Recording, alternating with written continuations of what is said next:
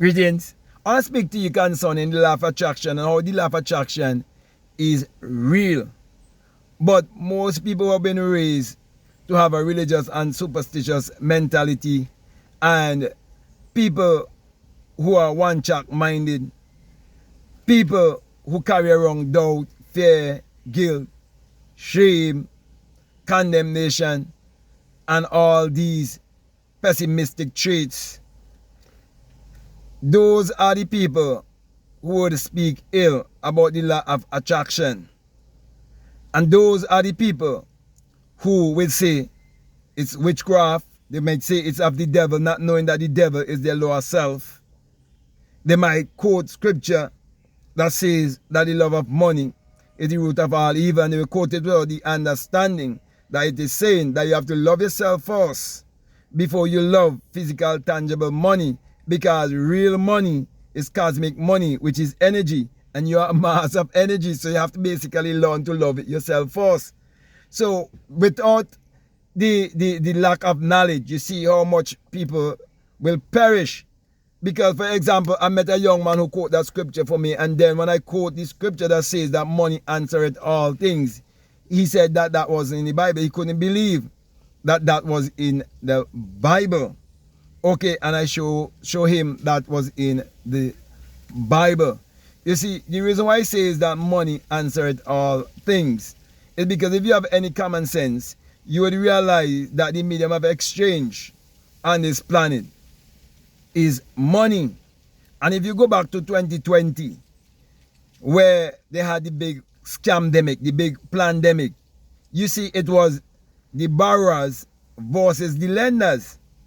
And the borrowers who had their mortgages and loans, they were on social media praying to Jesus and calling on Jesus to help them when their government was forcing on them to take the inoculation or lose their jobs. All the people who profess Christianity in my country, they have loans with the bank and mortgages, and they were praying. As a matter of fact, they had so much things stick up in their churches concerning COVID and the things they should do to protect themselves. You would ask yourself, what would have happened to their Savior if their Savior would have lost all his power, because they're calling on an outside Savior. But when you understand the law of attraction, because you understand how the mind works, when you understand that all these things are hidden in the Bible, but you have to understand that the Bible is a book of mind science to know that these things are hidden in the Bible. When you know that, your life will change. That is why, for example, a person can go and listen to The Strangest Secret in the World by Earl Nightingale. And you will hear when he says that the carpenter Galilee tell you the secret time and time and time again. But very few people understand it. You see, Caucasian people don't talk much about the Bible. They use different ways to teach the same thing concerning how the mind works. They put it in many different ways. Because if you really understand how the Bible was used to brainwash you and to chop you, you will get rid of that kind of teaching. Not get rid of the Bible altogether. Because anything that could use to brainwash you can also be used to free you, because you have to use reverse psychology. Okay, so I'm teaching you how to free yourself. Now, look at nature. I'm going to be very simple with you. Okay, look at nature and you would realize that everything needs the sun. The sun shines upon nature and nature brings forth bountifully. That's the law of attraction that is taking place right there. They tell you about rain, how evaporation takes place and so on, and form clouds, and then you get rain. All of that is the law of attraction. Okay? So you've been always attracting things in your life, but you are unaware that you are doing it. Because you didn't understand how the mind works. And the reason why you didn't understand how the mind works is because you were never taught to believe in yourself. You were taught to believe in an outside Lord, Savior, Master, and Redeemer to come and save you. So you never practice to use your mind to attract the things that you want to attract in your life. Instead, you go on your knees and you beg and plead to a God or a master outside of yourself. And only slaves need master, because you're supposed to be the master of your reality. And the reason for that is because it is your own thoughts that create your reality and create your personality. So thoughts become things. So anything that you desire in this world, you have to go back to its origin, and you would realize that it was first a thought, it was first an idea, it was first imagined, it was first in someone's mind. It is someone's brainchild. But that person was willing to trust their invisible self. They were willing to trust their non-physical self. Because you see, faith is you being loyal to the unseen. So, if you do not believe in your non-physical self, you would look on the outside for someone to deliver you, when you have the power to deliver yourself. Do you realize since you were born as a child, you basically had to do everything to yourself, though your parents would teach you to do certain things? In your subconscious mind, you were determined to creep. In your subconscious mind, you were determined to walk. There was an intelligence that was within you. That was the intelligence that teach you to cry. It was the intelligence that teach you to laugh. A child comes into this world with all its mental faculties already downloaded within that child. But because the subconscious mind is wide open, whatever you program that child to believe, that is what it will become. That is why you read in the Bible where it says that if you train up a child in the way that it should go, that in the future it wouldn't depart. Most people are training their children to live a life of lack, scarcity, mediocrity, and mental slavery. Especially people who look like me, who've been trapped in secular Christianity. For example, if you grew up in the Caribbean and you went to school, every morning you have to say praise to Jesus. Every afternoon before you get lunch and after you get lunch, you have to say praise. And in the evening before you leave to go home, you have to say praise. That is a program. And they are programming you in that kind of paradigm. Unless you break out of that paradigm, break out of that box, what you think your life would become?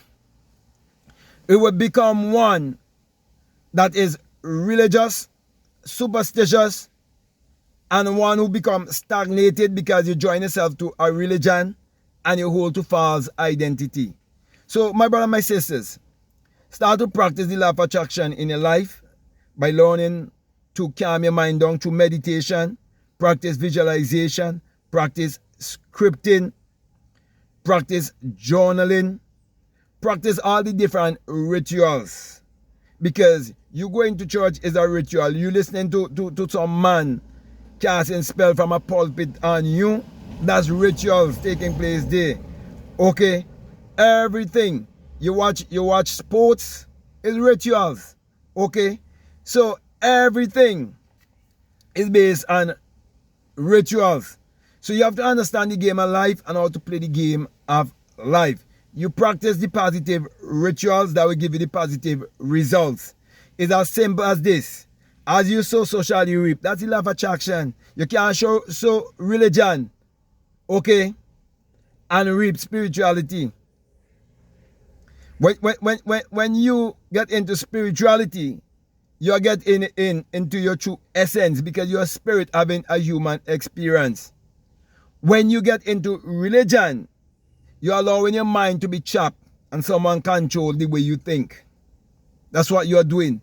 So one is a master, one is a slave. Spirituality will make you a master. Religion will make you a slave.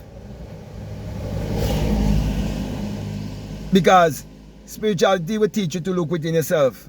Law of attraction is teaching you to look within yourself and to believe in yourself. And then you're going against yourself. Because everything that is recommended to do in law of attraction, it is you doing it. And then when you get the result, you know for yourself that you don't need to beg and beseech no one outside of yourself, because there's no entity on the outside that's gonna save you.